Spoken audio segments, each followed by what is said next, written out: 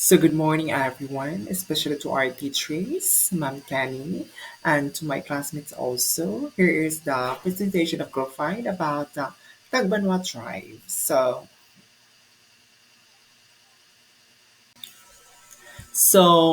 Tagbanwa tribe is one of the oldest tribes in the Philippines. Can be uh, found in central and northern Palawan.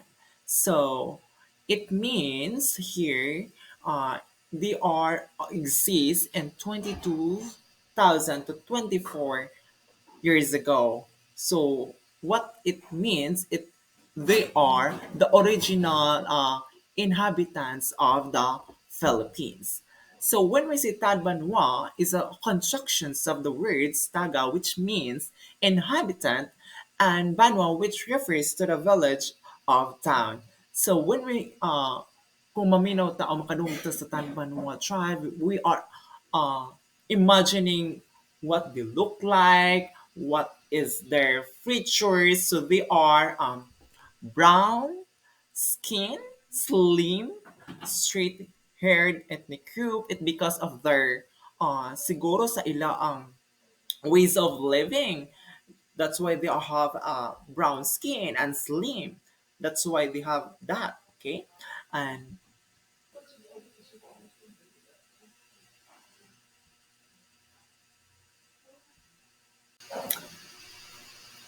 so let's move on to the locations of Tagbanwa. So central and northern Palawan, where the Tagbanwa people are found. So that's the locations of Tagbanwa tribe. So their religion is first animist tradition. The Tagbanwa religion is rooted in animism, which is the belief in spirits and the supernatural, wherein they are going to worship for various deities such as ancestral spirits, nature spirits, and guardian spirits.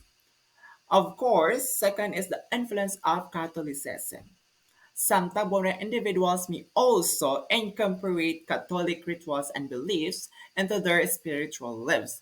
I think it's because of before way back 15th century or 19th century, we are colonized from Spaniard, and that is the one maybe the reason the, the reason to practice some of Catholicism. Okay, so so let's proceed to the language of Tagbanwa tribe. So they have four language, wherein first is Abulan Tagbanwa, spoken on Palawan Island in the Philippines. Second, the Calamian Tagbanwa, spoken in the Calamian Island just north of Palawan Island, Philippines. Third, Central Tagbanwa, spoken on Palawan Island in the Philippines.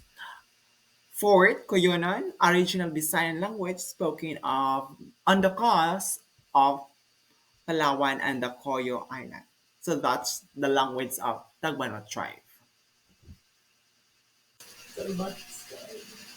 So let's go to their livelihood. So first, they had a kopag, a various reasons consisting of the exudates obtained from the various trickle trees. The name kopal was probably derived from the Nohati, Kopali, or resin. Second, are raw materials for making mats, that's rattan. Third, a sticky yellowish moldable substance secreted by the honeybees as the materials of honeycomb, beeswax, that's wax. So this is the Tagbanwa forest income. The copper, second, rattan, and third, lastly, wax.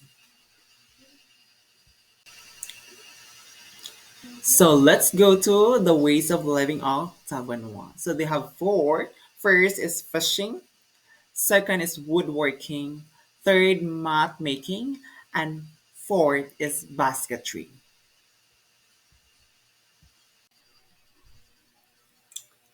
So let's go to the cultures and traditions of Tagbanwa tribe. So, wedding, the couple should undergo This process with their parents and guardians and at least two Bagheeras in attendance. This will enable both parties to investigate and agree that the couple are eligible for marriage. That's surugidin. And next, this is the process wherein the families agreed on terms of marriage. That's sanggup. Third is the provision of support, including but not limited to monetary endowment or bandi. That's called sorong it kapangasawa. So next, so next is the ceremony is led by the Tagbanua IP Masikampu. He is trained and a licensed to officiate indigenous peoples weddings by his status as head of the Tagbanua. That's a ceremony officiated by Masikampu Rubin Joya. Next is an offering for a successful marriage, usually done by the manlalabay, that's the tune. Next is a Rhine wine drinking as part of the ceremony, which is the bad. Next is the bride and a groom are covered in a ceremonial blanket. Mangmang or a prayer overdone by the manlalambay, that's called sakluban itapis.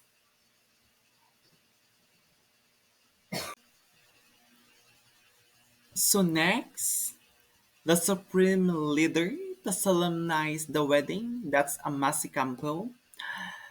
Next is the Tagbanwa family is formed through parental arrangements, that is Dai.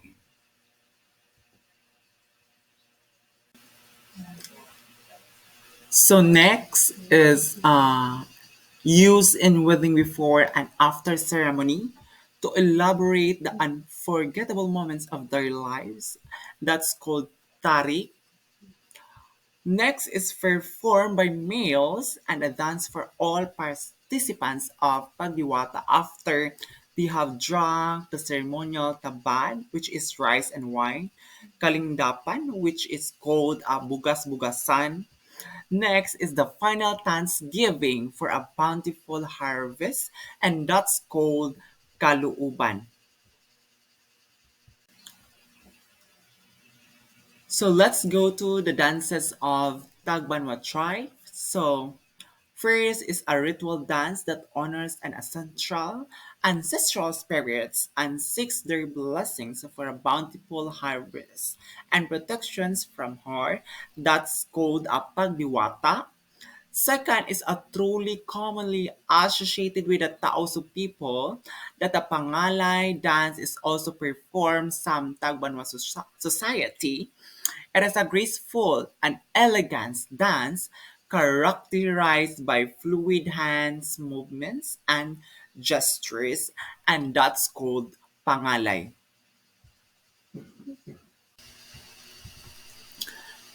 So let's go to the burial in the Tagbanua tribe. So the body will wrap in a nature mat and put in a grave without coffin. So after the death of the body, so the body will be buried immediately. So that's the burial of Tagbanua tribe. And let's go to the belief of the Tadbanwa tribe. So they believe a firm of belief in a natural interaction between the world of the living and the world of the dead. And of course, the Tagbanwa relationship with the spirit world is the basis for the rituals and celebrations and dances. Next is they believe in deities found in their natural environment. So as I said earlier, their tradition is animist traditions.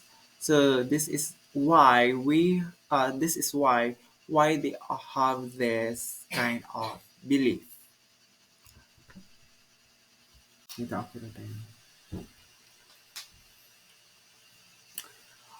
So it's considered a sacred place by the Tagbanwa people, and that's called Kayangan Lake. Next is a gift of Magindusa to a child emerging from the mother's womb, that's called Kiyarulwa. And of course, the Tagbanua tribe believe in a four deity, which is si Magindosa, Polo, si Domonabak, of course, si Tabalakud. Si Magindosa is the highest-ranking deity who lives in Awanawan, the god of heaven.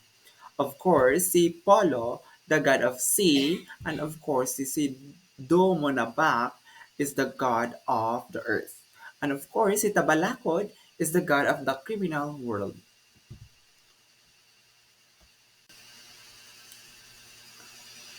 So let's go to the musical instrument.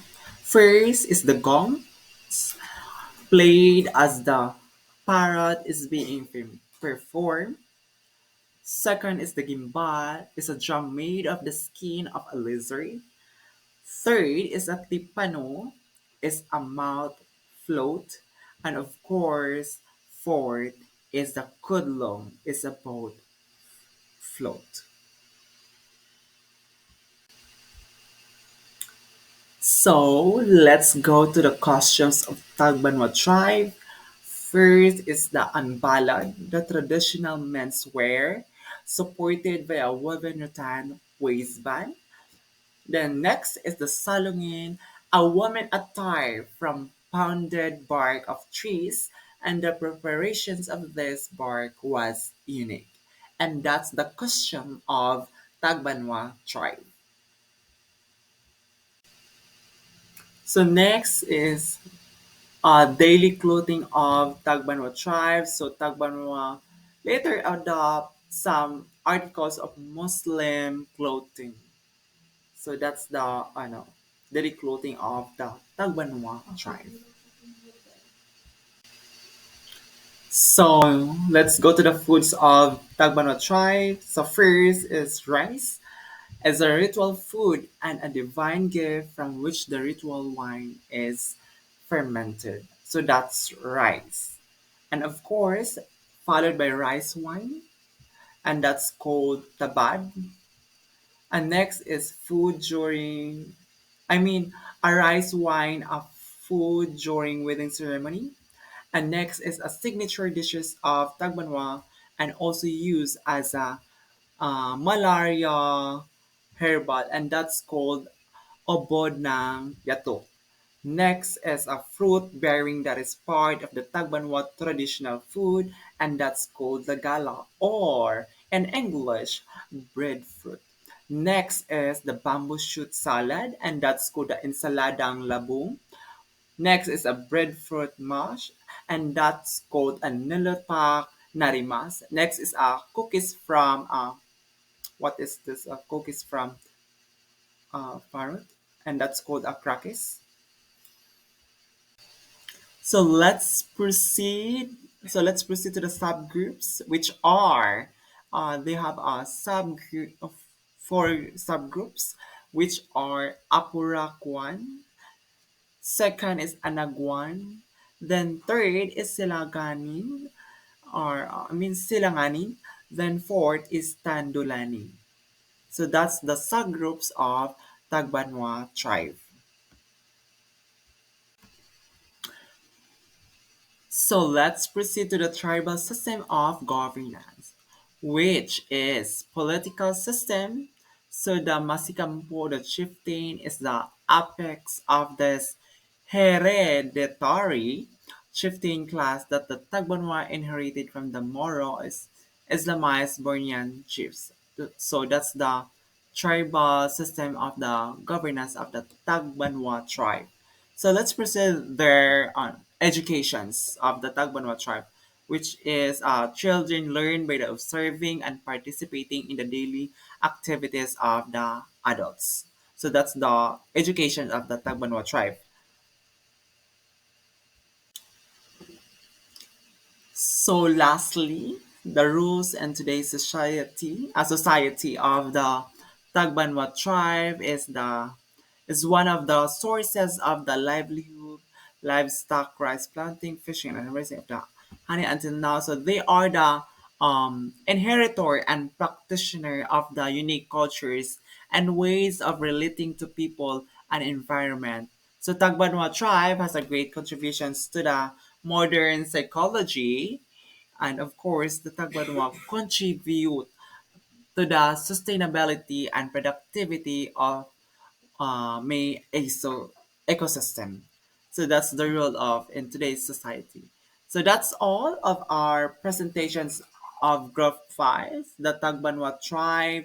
So I hope you learned something. You learned uh, something that you cannot forget.